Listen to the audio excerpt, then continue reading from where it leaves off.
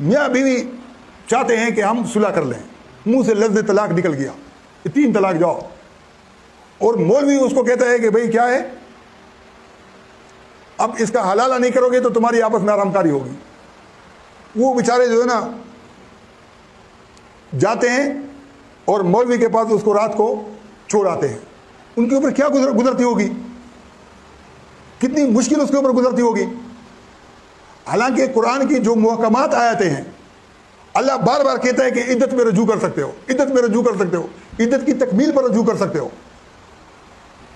حرام کہہ دیا 3 ہو گئے، فلانا کہہ دیا 3 ہو گئے، فلانا کہہ دیا تو حلال۔ قرآن کے اندر جہاں 230 نمبر البقرہ کے اندر حلالے کا ذکر ہے، اس سے پہلے 228 میں، 229 میں، پھر 231 میں، 232 میں، پہلی 2 آیات میں عدت کے اندر رجوع کی وضاحت ہے، اور اس کے اگلی 2 آیات میں 30 کے بعد 31 اور 32 میں عدت کی تکمیل حلالے کے بغیر رجوع کا ذکر ہے۔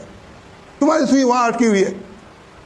بیوی کے اندر 3 قسم کی بنیاد پر اختلاف طلاق ہوتی ہے۔ میاں طلاق دے دیتا ہے نا، بیوی نہیں چاہتی، ہوتا ہے کہ نہیں معاشرے میں۔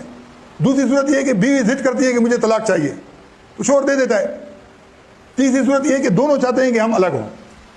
تو پہلی صورت یہ ہے کہ دونوں الگ ہوں باہوش و حواس، اور آپس میں کوئی رابطے کا ذریعہ بھی نہیں چھوڑیں۔ پورا لکھا ہوا ہے، نور الانوار کی میرے پاس سند ہے، وفاق المدارس کی، بنوری ٹاؤن کی، اس کے اندر یہ لکھا ہوا ہے کہ 230 سے پہلے 229 میں جو لکھا ہوا ہے نا کہ باہوش و حواس جدائی ہونی چاہیے، یہ 230 جس میں حلالے کا ذکر ہے یہ اس صورت سے مشروط ہے۔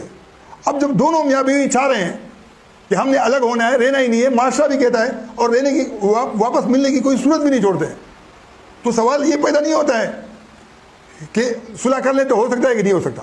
سوال یہ پیدا ہوتا ہے کہ وہ شوہر جو ہے اس کے باوجود بھی کہ وہ چاہتا نہیں ہے کہ وہ رجوع کر لے، نہ بیوی چاہتی ہے، اس کے باوجود بھی اس کے ذہن کے اندر یہ بات ہوتی ہے کہ اگر مالے کے اندر اس نے کسی سے شادی کی، میری بچوں کی ماں ہے، میری نہ کٹ جائے گی۔